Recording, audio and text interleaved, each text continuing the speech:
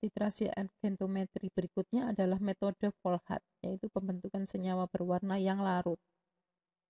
Dikemukakan pertama kali oleh Volhat pada tahun 1878. Cara Volhat ini digunakan untuk penentuan ion klorida, ya, Cl-, bromida, Br-, dan iodida, imin, dalam larutan yang bersifat asam. Ya, ini sifatnya asam. Tadi kalau mor tadi kan netral atau sedikit basis, ya. Mentitrasi kelebihan Ag+ dalam larutan yang bersifat asam, NO3, bebas dengan larutan kalium atau amonium tiocyanat KSCN atau KCNS, ya, atau NH4CNS, ya, atau SCN standar, disebut metode Volhat. Di sini digunakan indikator Fe nitrat, ya, Fe nitrat, ya, Fe3 nitrat atau FeNH4SO4 2 kali.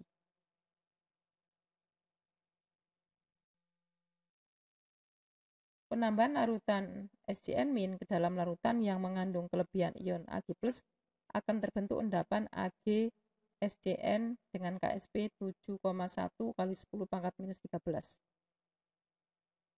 Dengan reaksi Ag+ plus SCN- menghasilkan AgSCN yang berwarna putih. Setelah reaksi tersebut sempurna, semua ion Ag+ telah terendapkan semua. Maka adanya sedikit kelebihan ion CNS akan bereaksi dengan ion Fe3+ menjadi ion kompleks ferricyanat yang berwarna merah coklat. Ya, kalau ada yang menyebutkan merah darah, ya, karena warnanya seperti darah. Fe3+ plus SCN- menjadi FeCNS2+, ya. Atau biasanya itu kalau reaksi di analitik kualitatif FeCNS3 gitu, ya. Ini karena kelebihannya cuma sedikit, ya. Karena SCN-nya cuma sedikit, ya, maka hanya satu mol gitu, ya. Jadi FeSCN2+, ya. Karena sedikit tadi itu, ya. Jadi kalau titran kan kelebihannya nggak boleh banyak, sedikit. Jadi ini yang terbentuk ini. Cara penentuannya, ke dalam larutan yang mengandung ion halogen ditambahkan larutan standar Ag+ berlebihan, ya. Berlebihan tapi terukur, ya, artinya ditambahkan Ag+ volume misalnya 20,0, ya. Dan itu nilai ekuivalennya harus lebih besar daripada perkalian volume dan konsentrasi dari Br-, ya. Kelebihan ion Ag+ dititrasi kembali dengan larutan SCN- standar dengan indikator larutan Fe3+, ya. Jadi di dalam labu yang kita titrasi itu nanti ada misalnya adalah Cl- ditambah Ag, ya. Ag-nya ditambahkan berlebih sehingga akan terbentuk AgCl endapan. Kemudian kelebihan dari Ag+ ini dititrasi dengan SCN- dengan menggunakan indikator Ferri, ya, Ferri nitrat. Terbentuk AgSCN. Ya, ini akan terbentuk AgSCN. Kemudian setelah ini terbentuk, endapan ini terbentuk, maka SCN kelebihan hanya setengah tetes begitu, ya, bereaksi dengan Fe3+ membentuk FeSCN2+ tadi, ya. Gitu. Dengan terjadinya reaksi-reaksi tersebut terdapat dua jenis garam yang sukar larut, yaitu AgCl dan AgSCN. Ya, jadi ada dua garam ini yang berada dalam kesetimbangan dalam larutan. Bayangkan kalau kita mempunyai labu titrasi, ya, pertama kita isi Cl- dengan volume misalnya 10 ml, ya. Kemudian kita tambahkan Ag+ berlebih, ya, misalnya 20 ml. Berarti di situ ada endapan AgCl. Ag+ sisanya, kemudian kita titrasi dengan SCN- sampai titik ekivalen, ya. Sehingga di dalamnya dalam labu titrasi tadi terdapat garam yang dua-duanya sukar larut. ya, yaitu AgCl dan AgSCN. Kemudian tentunya di dalam kesetimbangan itu juga terdapat Cl-, ya, konsentrasi Cl- per SCN-. Nah, perbandingan konsentrasi ini itu adalah sama dengan perbandingan KSP-nya. Ya, kebetulan ini dua-duanya itu valensinya semua satu ya, jadi lebih mudah ya.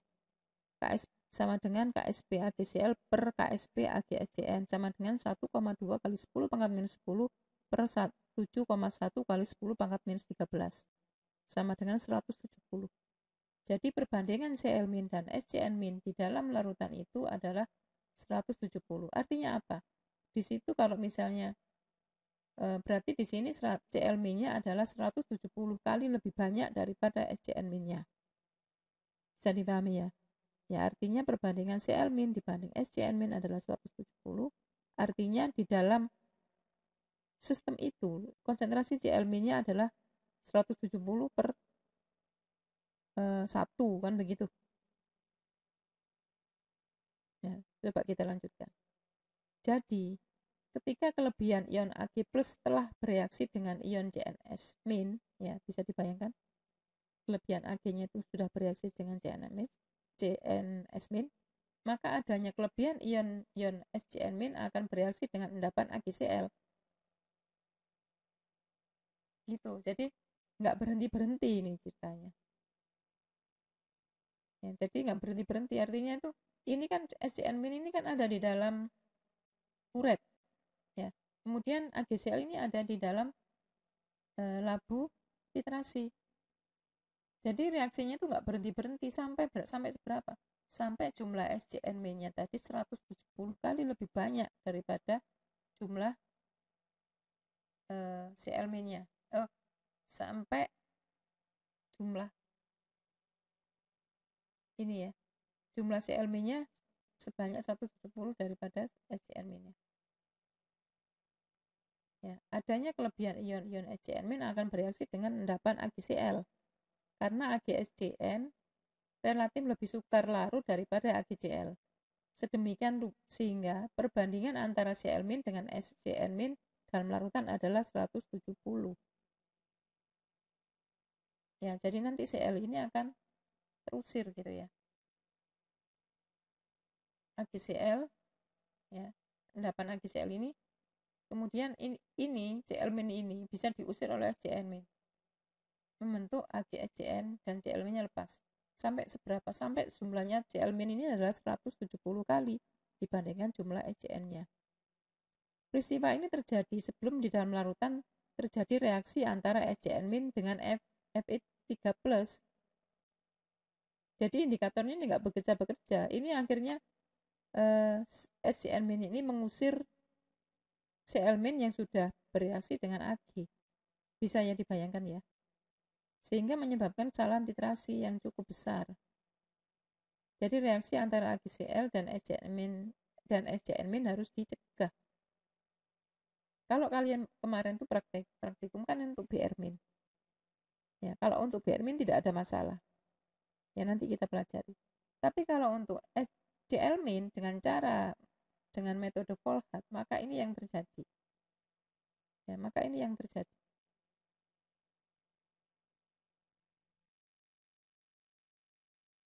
Terus bagaimana solusinya? Ya, reaksi antara AgCl dan SCN- dapat dicegah dengan cara endapan garam AgCl disaring. Filtrat dan hasil pencucian endapan AgCl yang mengandung kelebihan Ag+ dititrasi kembali dengan larutan standar SCN-. Jadi artinya setelah sampel tadi itu kita tambah Ag nitrat berlebih, maka endapannya disaring, kemudian Ag nitrat yang berlebih tadi dititrasi bersama cucian dari AgCl ini ya. AgCl-nya kan dicuci untuk kuantitatifnya. Kayaknya ribet ya. Yang kedua, setelah larutan Ag nitrat ditambahkan, ke dalamnya ditambahkan larutan KNO3 sebagai zat penggumpal. Nah, ini lebih mudah. Kemudian dididihkan selama 3 menit. Setelah larutan dingin, kelebihan Ag+ dititrasi kembali dengan larutan standar SCN-. Ya, ini lebih mudah. Jadi ditambahkan KNO3 sebagai penggumpal. Kalau dia sudah menggumpal begitu, SCN-nya tidak bisa mengusir Cl- yang ada bersama AgCl. Ya. Kemudian cara ketiga, ke dalam larutan yang telah mengandung endapan AgCl, ditambah sedikit cairan pelindung yang paling sesuai adalah nitrobenzen, ya, sebanyak 1 ml untuk setiap 50 mg ion Cl-. Ya, kemudian suspensinya dikocok dengan baik untuk menggumpalkan endapan. Baru kemudian kelebihan Ag+ dititrasi kembali dengan larutan standar SCN-. Ya, jadi ini endapannya itu dilindungi dengan penambahan nitrobenzen. Sepertinya paling praktis KNO3 ya, dan tidak berbahaya ya. Maksudnya dari segi kesehatan. Terus kemudian pertanyaannya, kok repot-repot ya? Kok jadi ribet gitu ya? Kenapa kok penentuannya cara formulat seperti ini kok susah-susah untuk Cl- ya?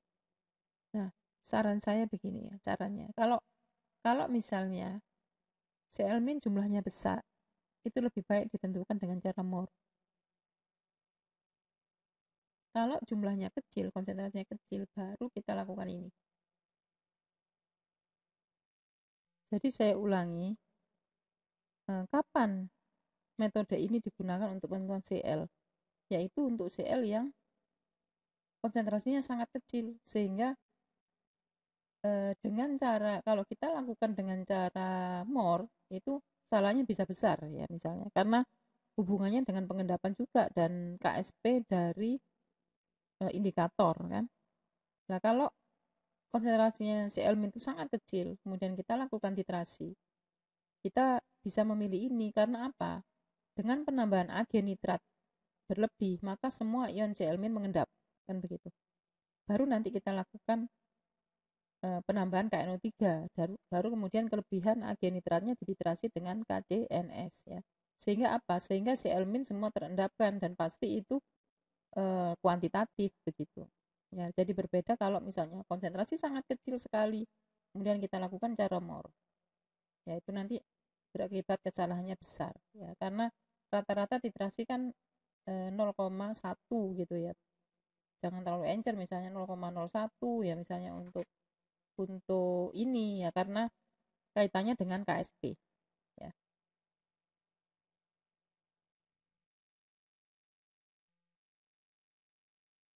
Lain halnya dengan Br- ya, seperti yang kalian sudah praktekkan.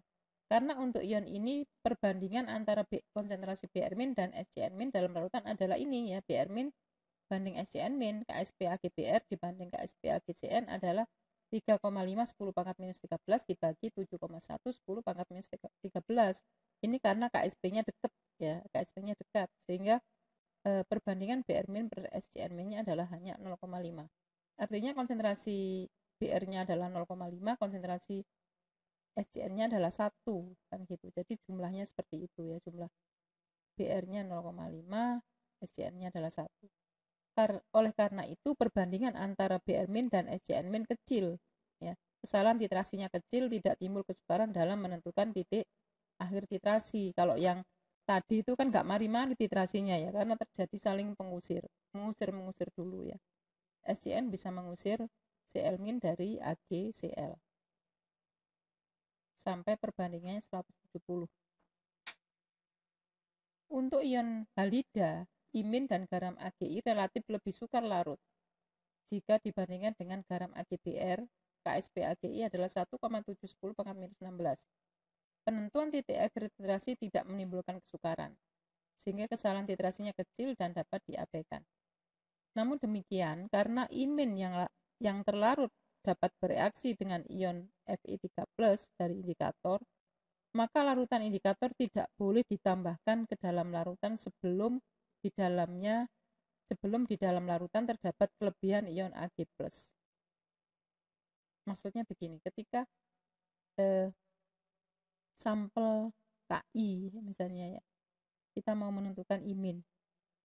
Kemudian biasanya untuk Br- kan bisa kita tambahkan Fe3+ dulu. Kalau ini tidak boleh ya. Jadi imin dulu ya, iminnya itu kita tambah Ag nitrat baru ditambah indikator. Jadi penambahan indikatornya itu harus urut. Tidak boleh indikator duluan baru Ag+. Nggak boleh ya, khusus untuk imin. Kalau yang lain boleh. Ya, jadi ada kapan ditambahkan ini dulu, kapan itu dulu gitu ya. Jadi itu namanya protokol. Jadi nggak boleh harus benar-benar urut ya. Harus mengikuti prosedur. Ya, ini ditambahkan ketika sudah ditambah agenitrat. Ya.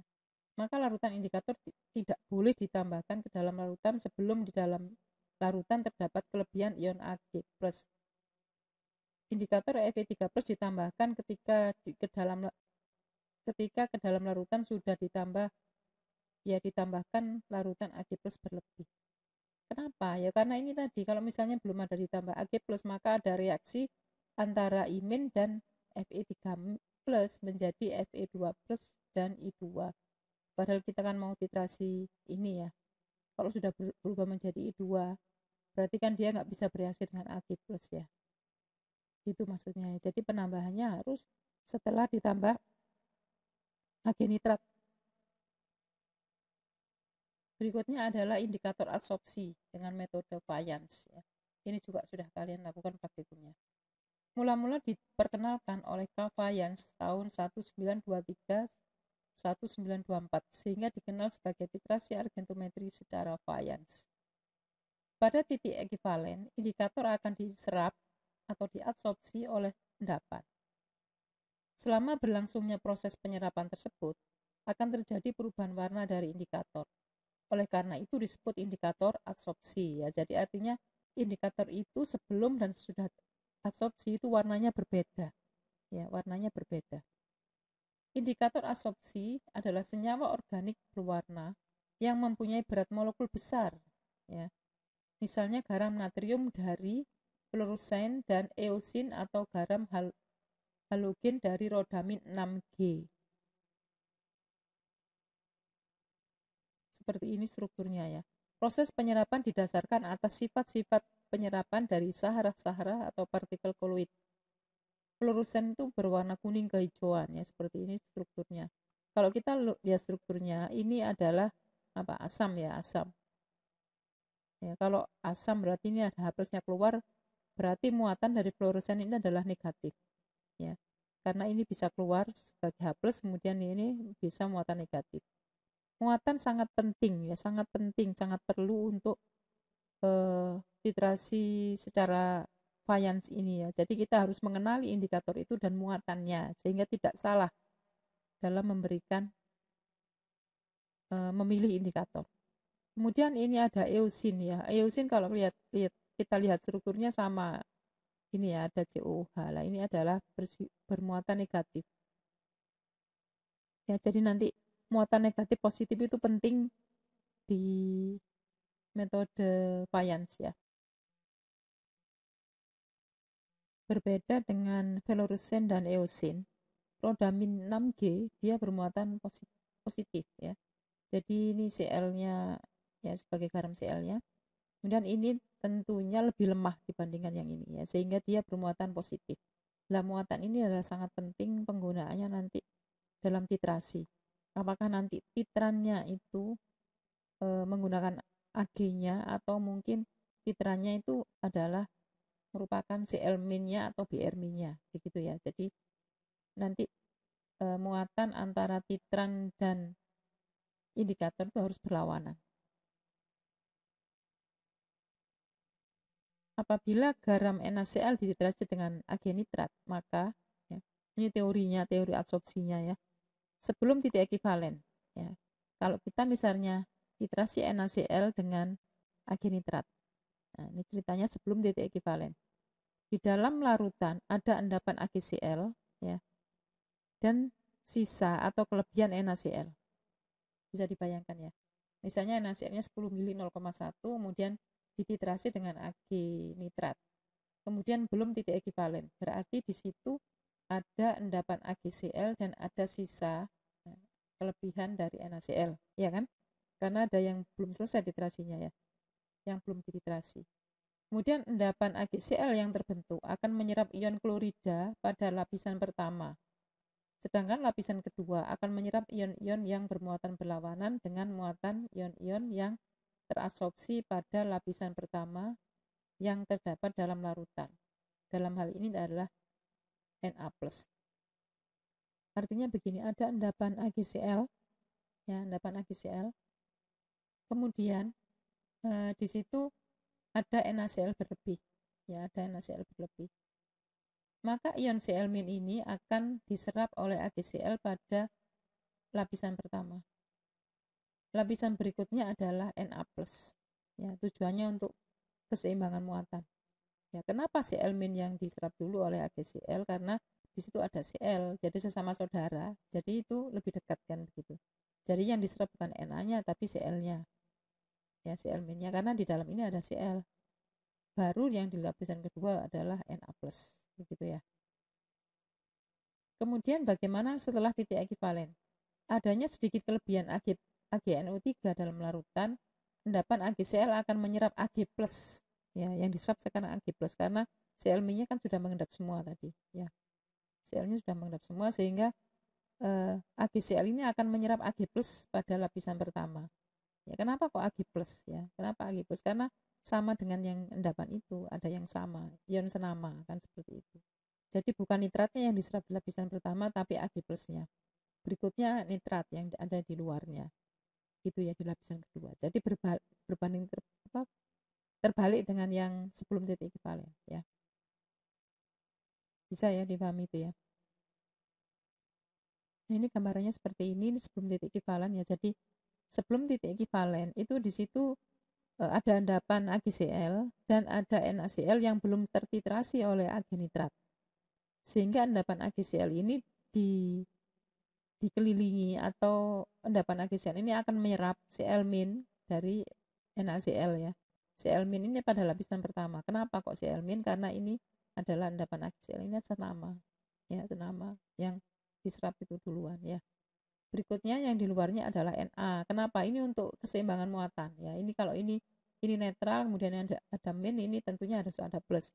Nah, yang di situ ada plus itu siapa? Hanya ada Na plus ya. Jadi Na plus ini yang di lapisan kedua. Kemudian sesudah titik ekivalen. Di sini maksudnya tanpa penambahan indikator absorpsi ya. Maksudnya indikator tidak ditambahkan. Maka apa yang terjadi? Ada kelebihan dari Na plus, ada kelebihan dari agenitrat ya, sehingga Ag akan diserap pada lapisan pertama. Kenapa kok Ag? Karena ini ada AgCl, jadi masih saudara kan begitu ya. Jadi senama masih saudara. Kemudian yang lapisan kedua baru nitratnya. Untuk apa? Untuk keseimbangan muatan. Untuk keseimbangan muatan. Ya, bisa ya dipahami seperti ini ya. Jadi setiap gumpalan itu akan membawa ion-ion yang lain untuk ikut bersamanya. Lain halnya jika di dalam larutan itu sudah ditambahkan indikator ya. Jadi tadi sudah dijelaskan tanpa adanya indikator. Sekarang kalau ada indikator bagaimana? Ya. Berarti endapan AgCl ini pada lapisan pertama diserap adalah Ag+. Ya. Kenapa kok Ag+? Ya? Kok ada Ag plusnya? Ag plus ini kan kelebihan titran tadi ya. Setelah titik ekivalen kan harus ada kelebihan titran ya. Sehingga nanti akan bisa diketahui titik akhir titrasinya ya. Kemudian kenapa Ag itu sama ya, ionnya sama dengan AgCl, jadi ada senama, jadi senama masih saudara, maka ini yang dekat itu yang diserap lebih dulu. Kemudian lapisan kedua apa yang diserap untuk menyeimbangkan muatan? Ternyata yang diserap bukan nitrat ya, tapi fluorusen, indikator. Ya, indikator. Kenapa kok fluorusennya yang nempel? Ya, ini ukurannya lebih besar, dia menang. Ya, nitrat lebih kecil, nitratnya di luar. Ya. Oleh karena itu, fluorusennya ini yang diserap di lapisan kedua.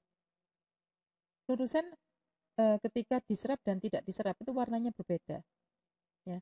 Kalau fluorusen yang tidak diserap ini warnanya seperti ini, jadi kuning kehijauan berfluoresensi. Kemudian ketika diserap, ya, itu berwarna pink, ya, merah muda.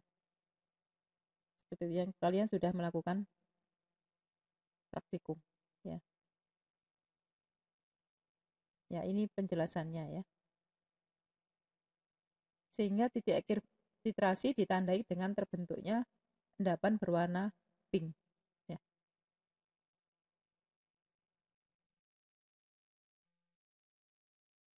Apabila di dalam larutan terdapat lagi, ya, apabila di dalam larutan ditambah lagi ion Cl-, maka selama di dalam larutan belum terdapat kelebihan ion Cl-, di dalam larutan masih tetap terdapat endapan sampai terdapat kelebihan ion Cl-, barulah berubah lapisannya.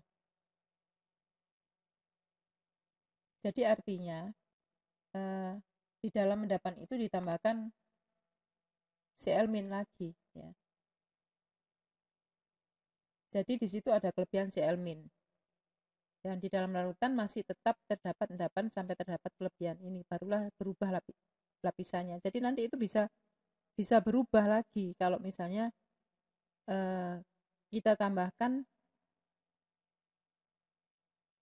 ion Cl- dari NaCl. Ya. Ion Ag+ yang mula-mula berada pada lapisan pertama membentuk endapan AgCl lagi, ya.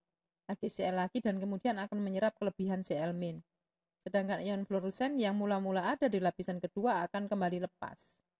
Larutan akan berwarna kuning kehijauan ya. Jadi fluorusennya akan keluar lagi gitu ya. Paham ya maksudnya ya. Jadi fluorusen ini muatannya negatif dan titrannya kan nitrat itu bermuatan positif, jadi harus berlawanan. Kalau misalnya nanti ditambah lagi dengan NaCl, dikembalikan lagi ke semula, maka endapan itu akan menyerap Cl- ya, Cl-, kemudian di luarnya tentunya yang bermuatan positif lah, fluorusen kan bermuatan negatif. Oleh karena itu fluorusennya akan lepas sehingga kembali berwarna kuning kehijauan. Kemudian pemilihan indikator dalam proses pengendapan dan pembentukan kompleks. Dalam argentometri, dengan indikator adsorpsi perlu diperhatikan. 1. Endapan yang terbentuk sedapat mungkin harus terpisah dari cairan sebagai partikel koloid. Garam-garam netral berlebihan, terutama dari ion polivalen, harus tidak ada. Ini akan mempengaruhi pembentukan endapan. Larutan jangan terlalu encer, agar terjadi perubahan warna dapat disaksikan dengan jelas ya, karena ada hubungan dengan KSP dan semuanya itu sudah ada perhitungannya ya, perhitungan dengan KSP tadi. Baik KSP dari zat utama maupun indikator misalnya ya. Indikator yang digunakan muatannya harus berlawanan dengan muatan dari ion pereaksi endapan. Ya, jadi indikatornya harus berlawanan. Indikator jangan terlalu terabsorpsi sebelum ion utamanya terendapkan secara sempurna atau sebelum titik ekivalen, tetapi harus segera terabsorpsi sesudah titik ekivalen tercapai. Ya, itu syarat secara umum ya. Sebetulnya ya sama. Ion indikator yang terserap oleh endapan ikatannya tidak boleh terlalu kuat. Jika terlalu kuat, maka ion indikator akan terabsorpsi sebelum titik ekivalen tercapai. Hal ini dapat terjadi apabila pada titrasi ion Cl- dengan menggunakan ion Ag+ digunakan indikator eosin. Oleh karena itu digunakan fluorusen ya. Jadi untuk penentuan Cl lebih baik menggunakan fluorusen daripada eosin ya, karena eosin ini bisa saja terabsorpsi sebelum titik ekivalen tercapai sehingga ada kesalahan dalam titrasi. Fluorusen itu adalah asam lemah dengan Ka 1 kali 10⁻⁸ molar. Jika larutan bersifat asam, ya asam kuat, maka terjadi kesukaran dalam menentukan titik akhir titrasinya. Karena fluorusen berada dalam bentuk molekulnya. Ya, jadi kalau terlalu asam, maka fluorusen dalam bentuk molekulnya. Sehingga tidak diabsorpsi pada lapisan kedua oleh endapan. Ya. Kalau dia berbentuk molekul, ya, misalnya NaFl natrium fluorusen, itu kalau misalnya dia itu suasananya asam, ya, ini kan membentuk molekul. Padahal yang diserap kan bentuknya ion. Ya.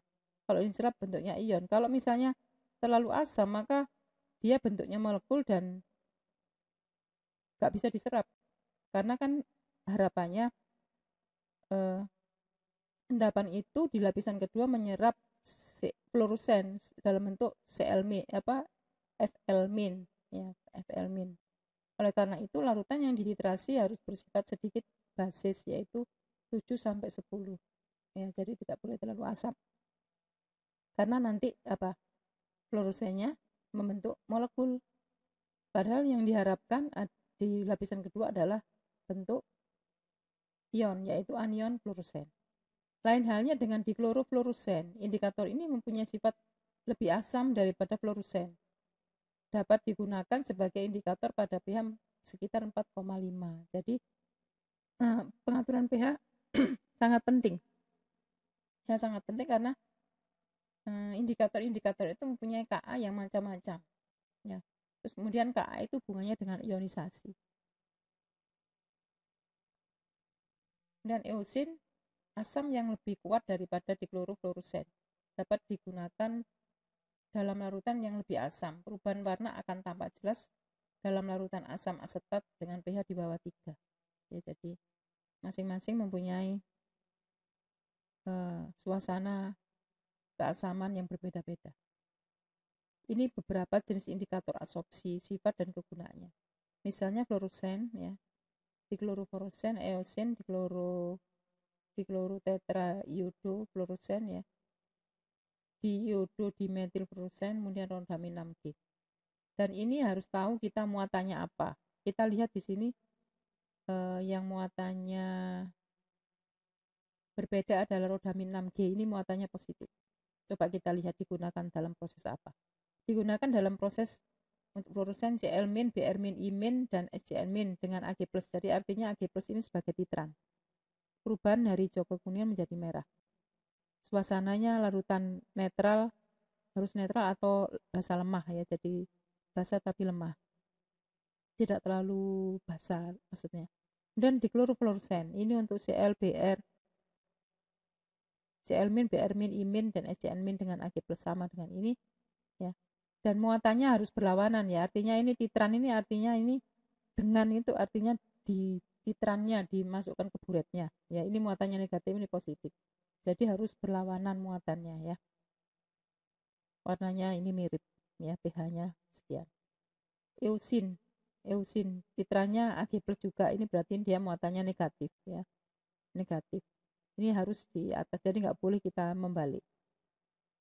Merah menjadi ungu merah. Suasana asam asat. Jadi eusin itu untuk dia sangat asam, ya. Jadi suasananya sangat asam. Kemudian ada diklorotetraiodo-fluorusen. Nah, ini dengan Ag artinya Cl- diterasi dengan Ag, I- diterasi dengan Ag. Merah menjadi kemerah-merahan, ya. Ini agak sulit, ya. Dari merah ke merah-merahan ini kan sulit. Larutan ditambah NH4,2CO3, jadi ini agak netral, ya, sedikit basah. Kemudian diiodo-dimetilfluorusen ini khusus untuk imin, ya, dengan Ag+, artinya Ag+ itu sebagai titran. Dari orange menjadi merah biru. Nah, bagus sekali kelihatannya, ya. pH-nya antara 4,0 sampai 7,0. Kemudian rhodamin 6G. Lah ini titrannya adalah Br. Jadi kalau misalnya kita mau menentukan Br-, sampel kita Br- itu justru dimasukkan ke buret, ya. Sampelnya malah di buret. Kemudian Ag-nya ada di bawah. Ya, karena apa? Ini muatannya positif. Jadi titrannya harus negatif. Jadi harus berlawanan dengan titran, ya. Muatan indikator berlawanan dengan titran. Dari orange menjadi ungu merah, ya. Jadi bagus warnanya. Larutan HNO3 0,3, jadi sangat asam. Dan suasananya sangat asam. Nah, selamat belajar. Jika ada yang ditanyakan silakan.